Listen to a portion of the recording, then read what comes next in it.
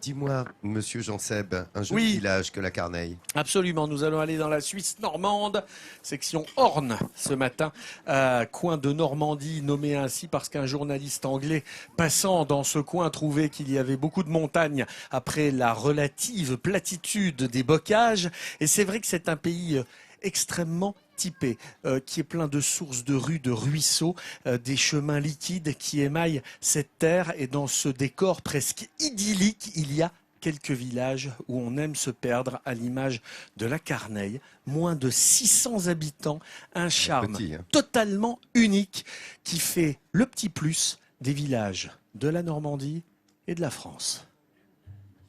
Dans l'Orne, aux portes de la Suisse normande, au milieu de champs verdoyants, se cache un petit trésor du patrimoine normand. La Carneille, un village de 600 habitants où la pierre semble nous conter l'histoire. Dominique et Guy sont des anciens maires du village. Guy, 92 ans, est aujourd'hui le doyen de ce petit bourg de campagne.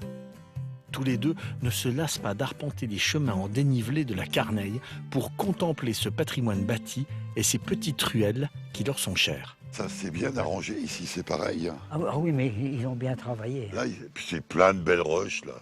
Il y a de la belle roche. Ça, c'est vraiment du granit de... C'est moi qui avais fait le mur. C'est vous qui avez fait le mur? Oui, Ah ouais. avec mon petit-neveu. Ben, je suis le doyen des hommes, Guy Jean-Auguste Mongelin. Je suis né à la Carneille le 10 novembre 1922. Donc, voyez-vous, la Carneille, c'est mon vrai fief, c'est ma petite patrie, quoi. Guy et Dominique connaissent la Carneille sur le bout des doigts, ses maisons et ses moindres recoins. Là, ça, c'est des plus vieilles maisons de la Carneille. Ça. Elle est pas mal. Elle est jolie comme Oui, maison. ah ben oui. Elle est jolie. Je me lance pas de me balader dans les rues et dans les chemins, dans les petits chemins creux. J'aime l'ensemble des maisons, du granit, j'aime les rochers. La Carneille est caractérisée par ses vieilles demeures en pierre, mais aussi sa cavée, nom donné à la partie basse du village en dénivelé. Moi, ce qui me plaît à la Carneille, c'est le contraste entre la verdure, c'est vert partout, les vieilles pierres de nos maisons anciennes et ces petits coins d'eau, de verdure, de granit. C'est toute l'âme de notre village de la Carneille, sa douceur de vivre et puis, encore une fois, le caractère vrai de nos maisons, de nos bâtisses, de nos monuments, de notre village. C'est vrai, c'est ce qu'il y a de vrai chez nous. Parmi les monuments phares de ce petit village, son église. Ses vieux séchoirs, son lavoir, ou encore le plus vieux bâtiment de la ville, l'ancien tribunal entièrement construit en granit, la pierre de la région, réhabilité aujourd'hui en habitation. Ça, c'est de la vraie pierre typique de la région. La Carneille était très connue pour avoir ses tailleurs de pierre, ses mines de granit. Et du coup, les gens ont taillé la pierre et en ont fait toutes les bâtisses que vous voyez là. Et on est fiers d'avoir un patrimoine aussi magnifique. Regardez ces portes qui sont voûtées, chanfreinées. Et c'est vraiment typique de notre région, des vraies belles portes d'autrefois. Par sa beauté, ces rues sont bâties si typiques au cœur d'une nature verdoyante, la Carneille inspire les artistes. Les peintres amateurs se retrouvent régulièrement sur la place du village, sous la grande halle, pour profiter du cadre exceptionnel et laisser cours à leur créativité, tout en assistant aux ateliers de peinture de Béatrice. On va faire le verre. Ouais. Et on va rajouter ça là, comme ça, tu vois. Ok. Et là, dans ton verre, je trouve qu'il est un peu dur. Il faudrait mettre Ah ben ça, c'est de toute façon... un bleu.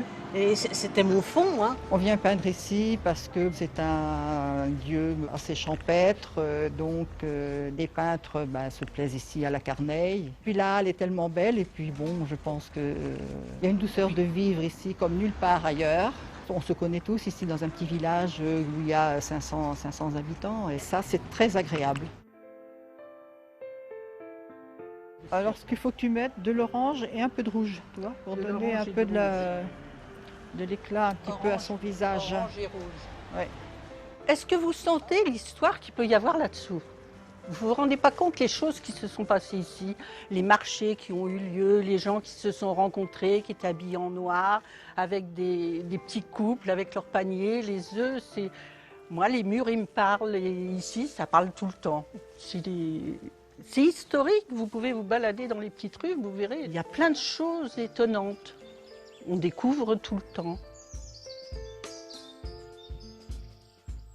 C'est un air différent. Ça nous stimule, ça nous donne envie de peindre. Ici, je peins mieux que chez moi. Je ne sais pas l'expliquer pourquoi, mais c'est comme ça.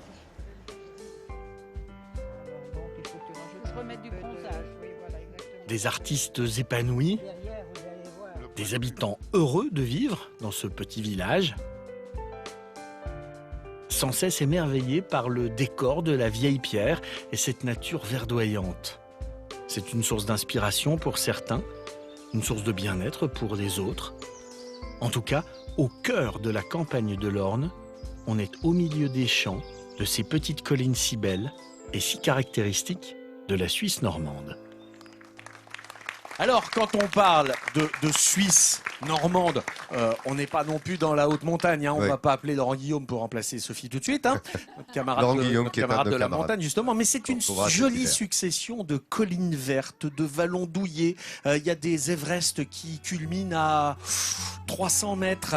Et la nature est tout bonnement magnifique. C'est un vrai lieu de prédilection, propice à la randonnée, à faire du kayak, à simplement pêcher. Il y a plus de 5000 kilomètres de cours d'eau sur le département.